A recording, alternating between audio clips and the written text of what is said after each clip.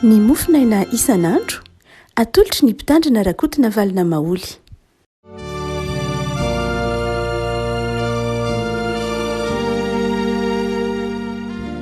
Falimanaba tsika rehetra rehefa lalana tratra ity alatsinainy faharoa folo ny volana jolay ity manonona ny fahasoavan'ny tompo amintsika ry havako.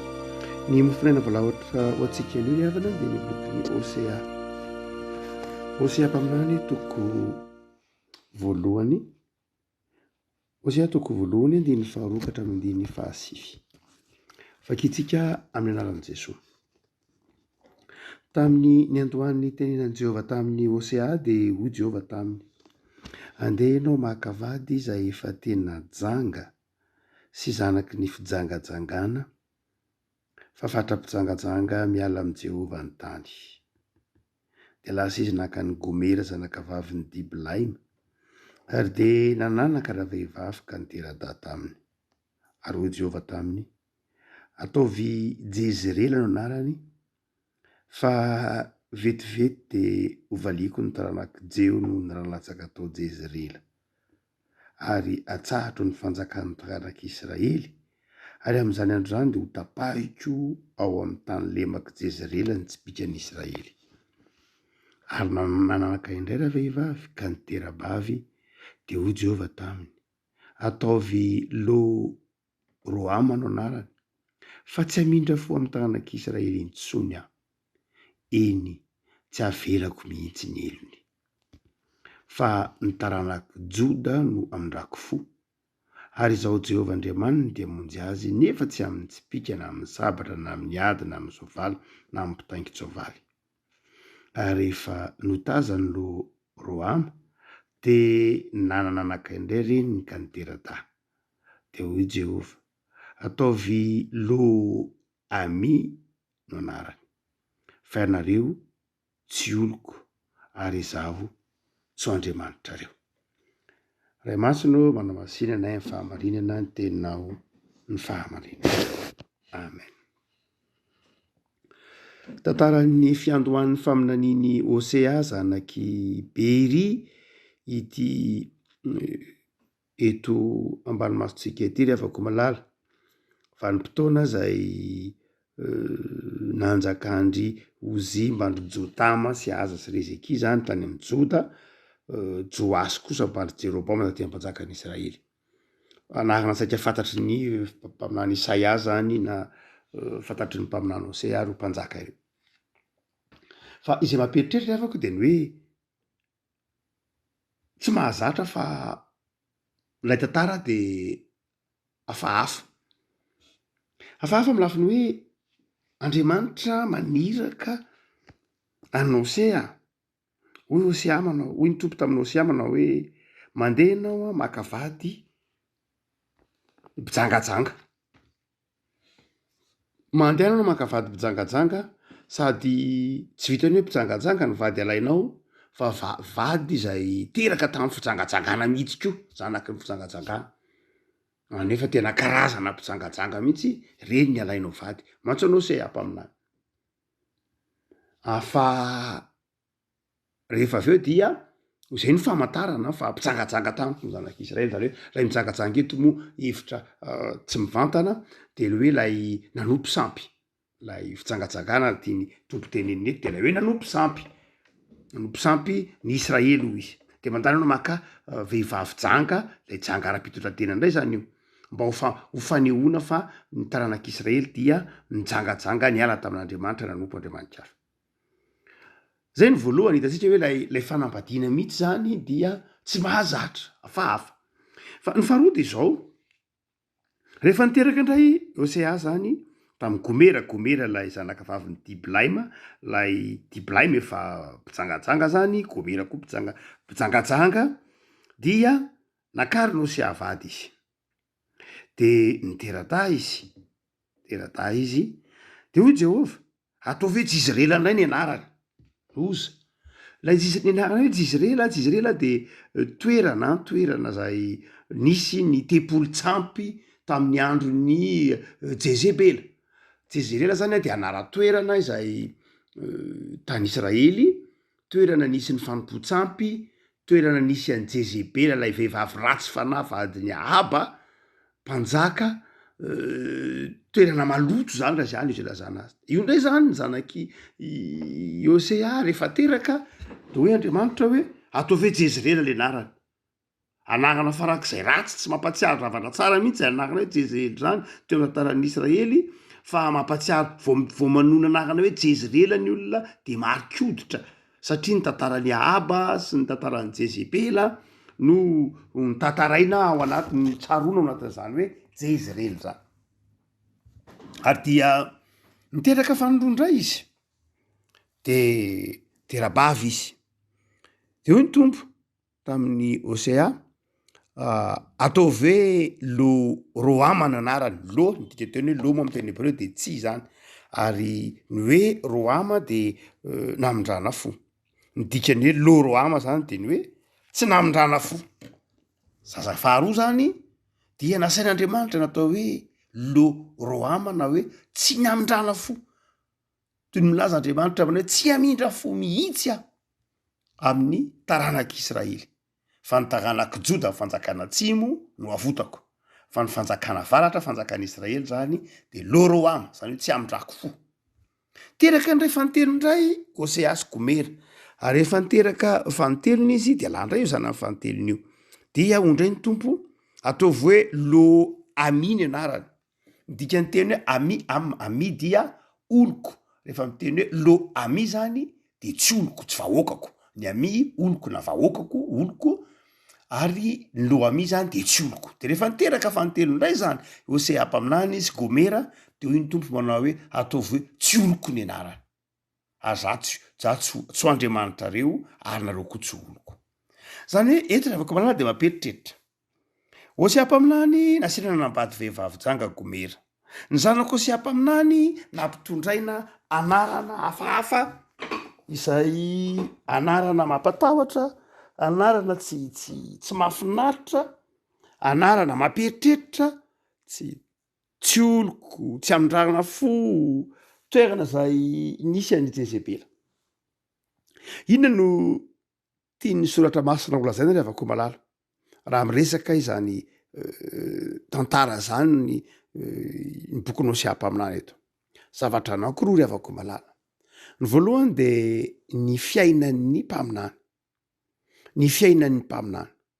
ny mpaminany a de tsy hoe olona milaza teny fotsiny na milaza ny afatr'Andriamanitra tsy zay ihany ny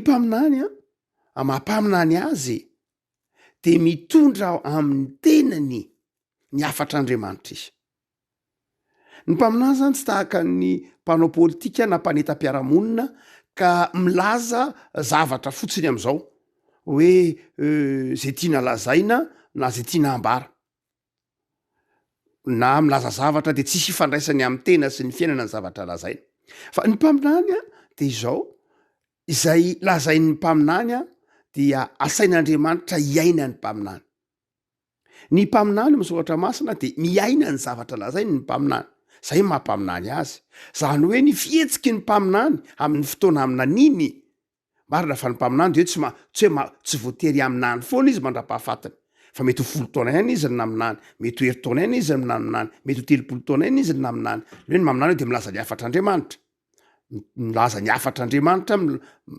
manambara ny sitrapon'Andriamanitra manazava ny lasa amin'ny sitrapon'Andriamanitra na manazava ny ho avy amin'ny sitrapon'Andriamanitra no zany de voafetra ny faminaniana mety ho mandra-pahafatiny olona ny faminaniana fa mety ho fotoana fo ihany ny faminaniana fa izao ny faminaniana de avy amin'Andriamanitra ary dia na inona nefany afatra hoentin'ny mpaminany de iaina ny mpaminany ny afatra zay hoentiny mitondra zany afatra zany amin'ny tenany izy hitantsika Jeremia mpaminany rehefa naminany hoe ho tonga babo ny zanak'Israely de nitondra zioga izy de miteny manao hoe ohatra zao ny azo ny zanak'Israely azo ny fanjakany Joda sady netiny le zioga nandehateraky ny tanàna tsy Jeremia any fa hitantsika koa aza Osea mpaminany eto zay voalaza am'zany hitantsika Jona Mpaminao Batisa mpaminany hitantsika Elia mpaminany zay nitondra mihitsy ny faminaniny tamin'ny vatany tamin'ny fiainany ny mpaminany zany de izao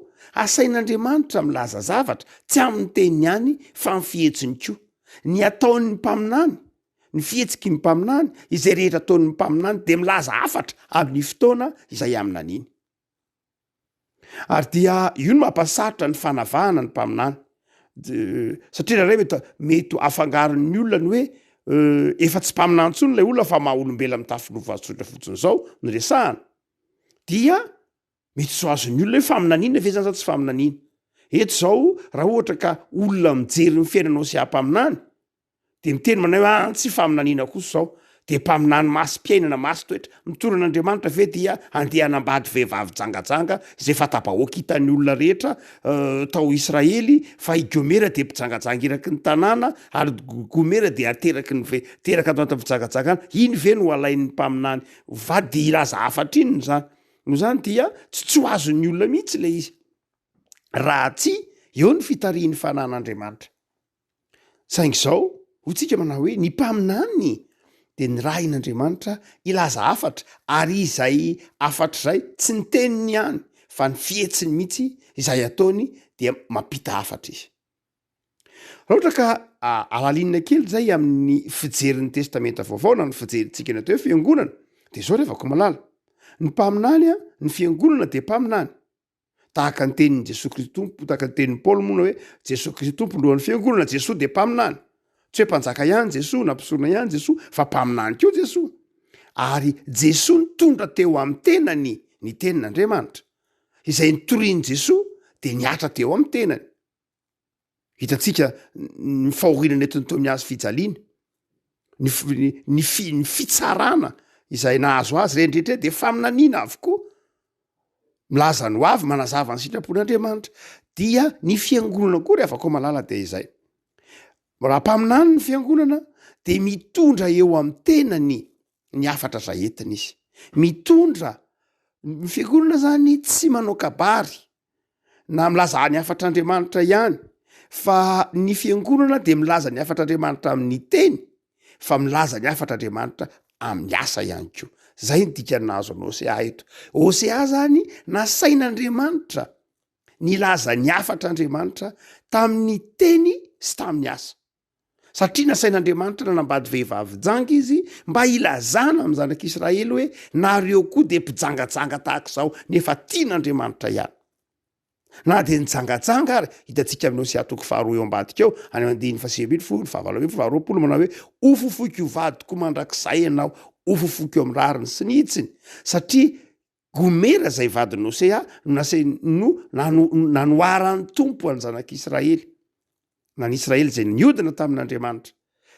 Dia hoy ny tompo manao hoe tahak'izay koa fa na de janga azy nareo de tiako ianareo. De afaka malala ny fiainan'ny mpanompon'Andriamanitra, ny fiainantsika zany dia tsy hoe teny ihany fa asa koa. Ny asantsika zay ataontsika de faminaniana. Zay ataon'ny fiangonana de efa faminaniana. No zany de tokony hitandrina ny fiangonana ry havako. Mitory faminaniana ve ny fihetsika ataon'ny fiangonana? Mitory faminaniana ve ny fihetsika ataontsika? So de tsy miara-dalana na mirazotra ny teny sy ny asa. Fa eto de hoy ny tompo manao hoe ny teninao de azavain'ny fihetsika ao, zay mampaminany. Na ny fihetsika ao de mifanazava amin'ny afatra hoentinao. Ary dia zay ny dikany-dravako. Ny mpanompon'Andriamanitra, ny fiangonana, ny mpaminany dia tsy ny teniny ihany fa ny fihetsiny mihitsy de mpitondra afatra izy. De tokony hitandrina ary sika riavako malala. Tokony hitandrina sika fa ny fiainantsika de fitoriana ny faminaniana zay lazaintsika. Manahoana moa ny fiainan'ny fiangonana misy etsika amin'izao taonjato fa raika amby roapolo zao. Manahoana ny fihetsika ataontsika. Raha ohatra ka re amin'ny onjam-peo isan-karazany ny feon'ny fiangonana, feon'ny fitoriana ny filazantsara. Raha re amin'ny onjam-peo isan-karazany maneran-tany ny feon'ny fitiavan'Andriamanitra. Manahoana ny fiainan'ny olona ny fitiavan'Andriamanitra.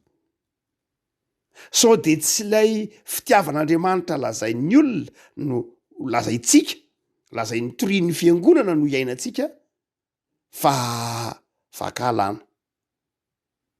ny tompo eto rehefa ko malala de manazava tsara fa zay zavatra toritsika amampaminany atsika de tokony iainantsika iainantsika ve raha mitory an' jesosy kristy tompo mpamonjy famelan-keloka fampiavanana fanasitranana mo ve manana zany finono zany ny fiangonana ny mpino mo ve hita eo amin'ny fiainan'ny mpino tokoa lay fanazavana ny faminaniana hoentin'ny fiangonana afaka malala mampietretra ny toritenin'ny pasteur Ramambasoa filohan'ny FJKM mataona maromaro lasa zay izy manao hoe tsy ny olona ozony tsy ny olona no tsy tia an'Andriamanitra fa ndraindray ny fihetsiky ny fiangonana no mahatonga ny olona misalasala zany hoe tsy mihaino feony tsy hoe tsy mihaino ny feon'Andriamanitra ny olona fa ndraindray ny feon'ny fiangonana no toy ny tenen'ny Paoly eo amin'ny Korintianina manao hoe raha manao feo hafa ny langoraona raha manao feo hafa andeha hiady ny mpitsoka muzika iza moa no manana rispo andeha hiady satria mo tavampitoana ny antikité de rehefa mandeha miady ny olona de misy mpitsoka muzika eny de misy mively langoraona misy mively amponga misy mitsoka bingona sy ny sisa rehetra de hoe Paoly manao hoe raha manao feo hafahafa izy reny de tsy manana rispo hiady ny olona fa rehefa tsara ny feon'ny lay manentana lay mozika nitaona ny olona andeha hiady de zao manana rispo ny olona zava-dehibe amin'ny ady mantsy tamin'ny vanim-potoana ny antikité ny hoe misy mozika zava-maneno tsofina na tendrena na velesina entina miady de ndraindray rehefa malala mety ho sanatria ohatrany ny feon'ny mpinina ny feon'ny fiangonana so sanatria manao feo hafahafa ny fiangonana maneran-tany so manao feo hafahafa tsy mampifanojo ny faminaniana sy ny feo an'ny filazantsara na ny fiainan'ny fiangonana so de mitory ny fitiavan'Andriamanitra ny fiangonana nefa miaina ny fahakalana so de mitory ny famelan-keloka ny fiangonana nefa mifamaly faty so de mitory ny fahatsaran'Andriamanitra ny fiangonana nefa manimba ny tontolo iainana so de mitory ny fahamarinana ny fiangonana kanefa mitazapotsiny zay manao nitsindra azo lena mahazo ny vahoaka madinika ary so de mitory an' Jesosy Kristy tompo velona ny fiangonana nefa tsy mahatondra fiainana ananivon'ny fiarahamonina de tonga amin'ny teniny soatra masina hoe aty amin'ny maty ve ianareo no mitady ny velona rehavako malala aoka ho fantatry ny mpino zany fa nydikana tantaranao se eto tsy Andriamanitra no ratsy fanahy sanatriany vava ka anamarina ny fijangajangana satria ny tompo mitery hoe zay manambady mpijangatsanga de mpijangatsanga de zao tsy ny tompo eto no maniraka no se hijangajanga sanatria tsy zay loatra fa ny tompo eto manazava fa ny mpaminany de miaina ny afatra zay entiny mba ho takatry ny olona ny afatra zay ho entiny fa ny faharoa rehefa malala de izao tsy Hosea ihany no nitondra izany afatra izany fa ny zanany koa aiza ve de ny zanaka lamatoa ve de atao hoe Jezirely anarana ratsy be mihitsy ny zanaka vavy matoa ve de atao hoe tsy namindrana fo ny zanaka faralahy ve de atao hoe tsy olon'Andriamanitra fa zao rehefa ko malala ny fianakavian'ny mpaminany de mpaminany ihany koa zany hoe ny ankohonany mpaminany de miombona fiantsoana amin'ny ray aman-dreniny ny zanaky ny mpaminany de miombona fiantsoana amin'ny mpaminany ndraindray tsy tena takatritsika loatra marina fa miteny misoatra masina manao hoe Andriamanitra de tsy mamaly ny heloky ny ray amin'ny zanaka ndray ny ve mihinana viloboka marikivy de ny zanany nadilinify sy ny sisa rehetra zany hoe misy fotoan'Andriamanitra tsy mamaly ny heloko ndray amin'ny zanaka fa tsy heloka neto fa fanompona ny fanompondray aman-dreninao de fanomponao raha mpaminany ny ray aman-dreninao de tokony atsiariko ianao fa tokony iombona fanompona amindray aman-dreninao jereo tsara fa tsy gomera zany efa mpitsangatsanga tsy nanisy retsaka momba ny gomera mihitsy ny faminanenao sy ampaminany fa ny zanany izy telo menada zany de nitondra anarana zay midika faminaniana. Midikany raha manazava zany io la metra-pantany aminao sy amina orosea fa manina ny zanakao natao hoe jezirely de zao fotsiny valiny osiamana hoe nitoetra nareo nidika ny teny hoe jezirely. Ary manina mitondra anarana hoe loami na tsy vahoaka tsy olon'Andriamanitra de mazava ho azy nitoetra antsika no atonga izany osea. Zany hoe lay ny taranaky ny kristianina ry havako malala de tokony ho kristianina zay ny dikany. Ny zanaky ny kristianina de kristianina. Miombona fiantsoana am'ray aman-dreniny ety izy telo benata ka mitondry zany zioga ny rainy zany. Ny rainy nampitan'Andriamanitra afatra mavesatra de izy telo menata zanany koa niara-ny ombona fiantsoana tamin'ny rainy ka nitondry zany teo amin'ny tenany. Lavako malala tsy zany ankendrandray no hitezantsika ny zanantsika. Ndrandray zanantsika tsy miombona fiantsoana amintsika. Ndrandray ny zanantsika tsy miombona fanompona amintsika. Nandray itsika zanaka tsy mety manaiky iombona fanompona am'ray aman-dreny. Rehefa ataovy hoe manana ray aman-dreny dekona ianao. De izao misy ankizy na misy tanora tena miteny mihitsy hoe anareo ny dekona ko zay ve hiandry anareo ny isa-rakitra eo. Zay le be mihitsy afiry vao misakafo foana isaky ny alahady amin'ny roa ve vao hinan-kanina amin'ny telo vao hinan-kanina. Nareo ny te hanao dekona, nareo ny te hanao olona, nareo ny te hitendry organe, nareo ny te hampiarasak'olona alahady any. Zay tsy mahandry anareo. Tsy ry havako. Fitahiana ho an'ny zanaky ny mpanompon'Andriamanitra ny fananana ray aman-dreny mpanompon'Andriamanitra. Mety tsy tsapan'ireny ankizy ireny zany amin'ny fotoana ankehitriny. Fa izao ho tsapany amin'ny fotoana aoriana satria ny zanaky ny mpanompon'Andriamanitra. De izao mioty ny fitiavan'Andriamanitra noho ny fiombona ny fanompona amin'ny ray aman-dreniny. Mareta azy rehefa ko malala. Ny zanaky ny kristianina de tokony ho kristianina ary de zao miombona fanompona amin'ny ray aman-dreninao ianao. Ary tsy hoe miombona fanompona amin'ny ray aman-dreninao mbola velona ihany. Fa ny afa-tsy ety tsony ary ny ray aman-dreninao fa ny alavitra be any efa lasa ny amin'ny tompo ohatra de tadidio mandrakariva ny anaran'izy ireny. Tadidiny amin'ny lafiny ahoana moa? Tsaroana lay loharano poirana zay mahatonga ny Isaia mpaminany ny teny manao hoe aza dia adinoina reo olona matsa zanak'Israely. Aza adinoinareo ny ady lavaka ny idinanareo sy ny vato zay nakananareo. Ny dikan'izany aza adinoina ny loharano ny poiranareo fa fanjaka-pisorona ange ianareo. Noho zany de zao ny fiainanareo koa de tokony ho fiainana mpisorona. Afaka malala taranaka kristianina isika. Amin'ny fivavahana silamo de mandeha ho azy mihitsy zany. Amin'ny vavahana silamo de tsotra be. Ny zanaky ny silamo de tsy maintsy silamo. Tsy maintsy miombona fanompona amin'ny ray aman-dreniny izy. Fa ny kristianina ndrandray tsy zany ry havako. Ny vokatry ny ataontsika hoe fitsosahan'ny fivavahana betsaka de mieritreritra ny ray aman-dreny manao hoe zany kristianina fa ny zanako tsy voatery ho kristianina. Zany kristianina fa ny zanako de manana safidy izy hoe aleo izy hisafidy ankalalana. Tsy tompoko.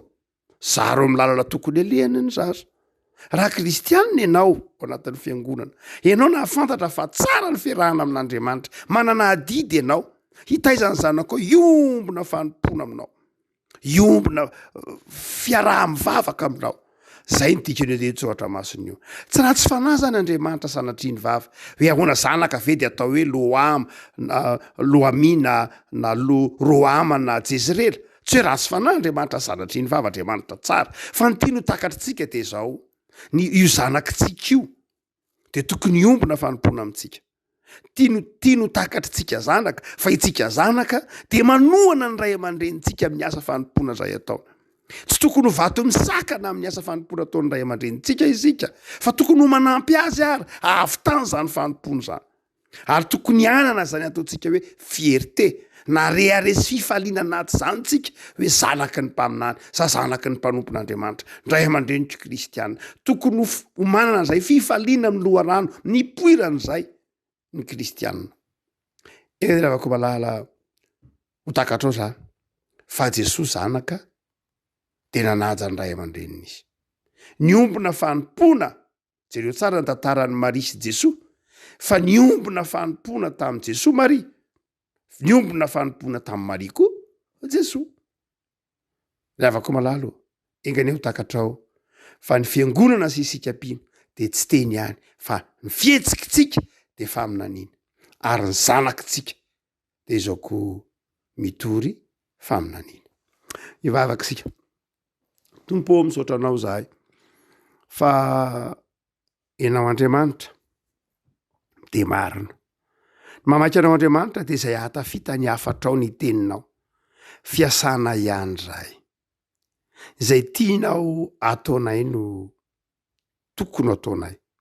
Mitondra ny hafatrao zany tsy amin'ny teny ihany zahay fa amin'ny fiainanay manontolo satria anao izay eo aminay. Ampianaro zay tompo amin'ny faminaniana izay hoentinay amin'ny fiangonana nay amin'ny mahampino anay nivon'ny fiarahamonina, anao zava-dehibe ny teny sy ny asa. Tsy ampifanohitra ny teninay amin'ny asanay. Ampianaro zay tompo mba hitory ny fitiavanao ny ankohonanay, mba hiombona fanompona amin'ny ray aman-dreny ny zanaky ny kristianina rehetra. Ny zanaky ny kristianina de tokony ho kristianina ka miray fanompona amin'ny ray aman-dreny. Araka ny tenin'ny Josoa manao hoe tanteraho aminay reny tompo hoe zaho sy ny ankohonako dia nompon'i Jehovah zahay. Tompo ataovy marina aminay zany teny zany, ataovy zanaka mahay manohy ray aman-dreny sy miombona fanompona amin'ireo ray aman-dreninay zahay. De amin'ireo fony tanindrazanay tompo, amin'ireo fony firenenay, amin'ireo fony isan-tokantrano, aoka hanapako amin'ny tsirairay avy tompo ny fitiavanao sy ny teninao. Amin'izao volana fahafito sahady ny taona izao, sotra noho ny amin'ireo fanadinana maro isan-karazany efa vita, mivavaka ho an'ireo izay mbola hiatrika kosa, na ny BEPC Atsoatsy, na ny baccalauréat sy ireo zokiny any amin'ny ambaratonga ambony, trotrona iham-bavaka izy ireo afaka ataovy mahay misaotra anao, ireo miony manao anatin'ny fanadinana me fahazavan-tsaina sy fahasalamana. Mitoera amin'ny tokantranonay Jesoa. Amen.